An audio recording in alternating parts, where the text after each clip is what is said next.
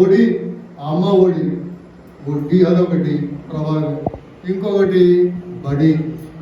ఈ బడికి, ఒడికి, గుడికి అన్నిటికీ మూలము ఇల్లు. ఇల్లు చాలా ముఖ్యం. ఇల్లు. నేను హైదరాబాద్లో ఉన్నప్పుడు ఈ TV5 వాళ్ళు అప్పుడే ప్రారంభించారు. TV5 ఏమబ్బా 5 అని ఎందుకు పెట్టారు అని నేను అడిగితే అప్పుడు చిరంజీవి అందరూ ఉన్నారు మీటింగ్లో.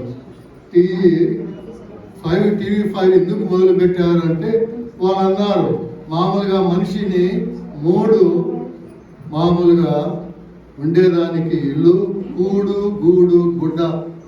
కూడు భోజనము, గూడు ఇల్లు, గుడ్డ బట్టలు, ఇవి చాలా ముఖ్యమని అనుకుంటా ఉన్నారు. వాటితో పాటు 2 ఇంకా కలిపేది ఏంటంటే విద్య, వైద్య అంటారు. విద్య, వైద్యము అది కనుక ఈ రోజులు ఈ 5 ముఖ్యం.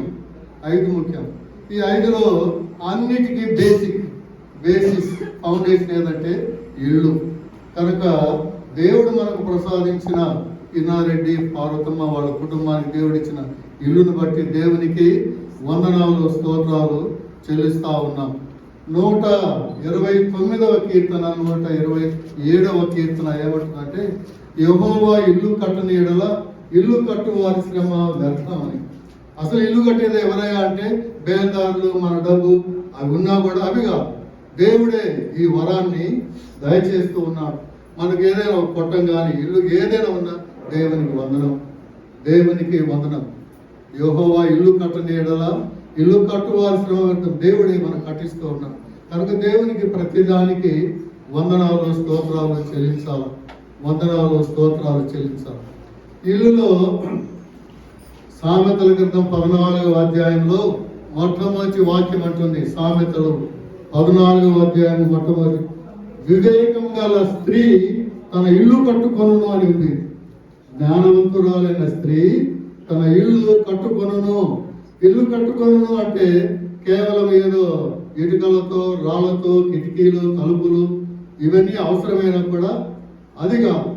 కుటుంబాన్ని బాగా పెట్టుకోవడం, భార్య, భర్త, తల్లిదండ్రులు, పిల్లలు అందరూ సంతోషంగా, అందరూ ఆనందంగా కలిసిమెలిసి కష్టంలో, సుఖంలో అన్నింటిలో కూడా అందరూ కలిసి పాలు పంచుకోవడం. ఆ ఇల్లు అట్లా కట్టుకోవాలి. కనుక వాక్యం అంటుంది, జ్ఞానవంతురాలు తన ఇల్లు కట్టుకొనును. జ్ఞానం గల స్త్రీ, అదేది దైవ జ్ఞానం. అలా వీళ్ళు కూడా మంచి జ్ఞానం కలిగి మంచి ఇల్లు కట్టుకున్నారు. దేవునికి వందనాలు, స్తోత్రాలు. వేమన ఒక పద్యం రాశాడు. ఆయన పద్యం అదేమంటే, సుగుణమంతురాలు సుగతి అయి ఉండిన బుద్ధిమంతులకు పుత్రులొప్ప.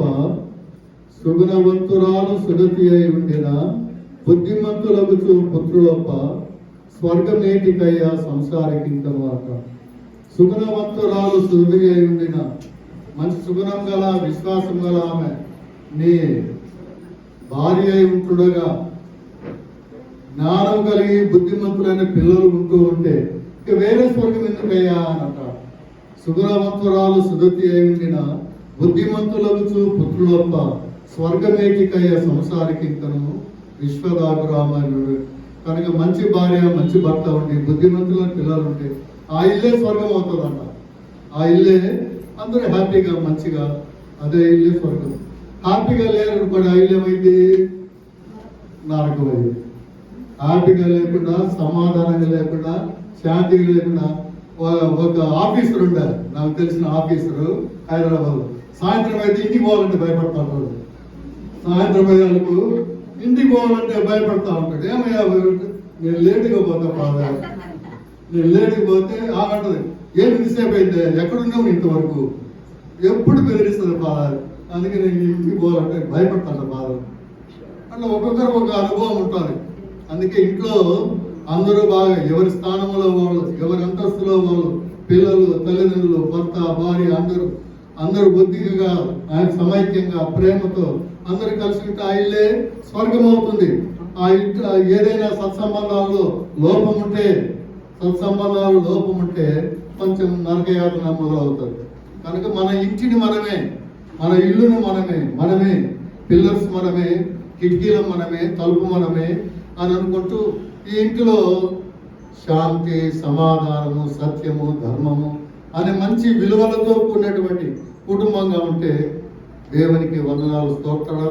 ఆ ఇంట్లో ఎప్పుడు కూడా దేవుని రాజ్యం వెళుతూ ఉంటుంది, దేవుని రాజ్యం వెళుతూ. అందుకే ప్రభు ఏమంటాడంటే, నా మాటలు విని నా మాటల ప్రకారం ఆలకించి జీవించే ప్రతివాడు తన ఇంటిని రాతి పునాదిపై కట్టుకున్న బుద్ధిమంతుడు పోలి ఉన్నాడు. ప్రభు మాట ప్రకారము, సత్యం ప్రకారం, ప్రేమ ప్రకారం ఆ విధంగా ఉంటే వాడు రాతి పునాదిపై తన ఇల్లు కట్టుకున్న బుద్ధిమంతుడు. రాతి పునాదిపై కట్టుకున్నారంటే జడివానలు వచ్చి వరదలు వెల్లువలై పారి పెద్ద పెనుగాలులు వీచినా కూడా ఆ ఇల్లు పడిపోలేదు. కారణం మంచి పునాదిపై ఆ రాతి పునాది యేసయ్యే, యేసు ప్రభువే. యేసు ప్రభు నమ్ముకొని యేసు ప్రభు బిడ్డలుగా జీవిస్తుంటే ఆయన మాట ప్రకారము మనము జీవిస్తే ఆ ఇల్లు ఎప్పుడు కూడా పడిపోదు. ఆ ఇల్లు ఎప్పుడు కూడా పడిపోదు. ఈరోజు చదువుకున్న రెండవ పాఠంలో కొలస్సీలకు రాసిన పత్రిక 3వ అధ్యాయము 12వ వచనము. కొలస్సీ పత్రిక 3వ అధ్యాయము 12. మీరు దేవునిచే ఎన్నుకొనబడిన ప్రజలు, ఆయనకు పరిశుద్ధులు, ప్రియులు అయిన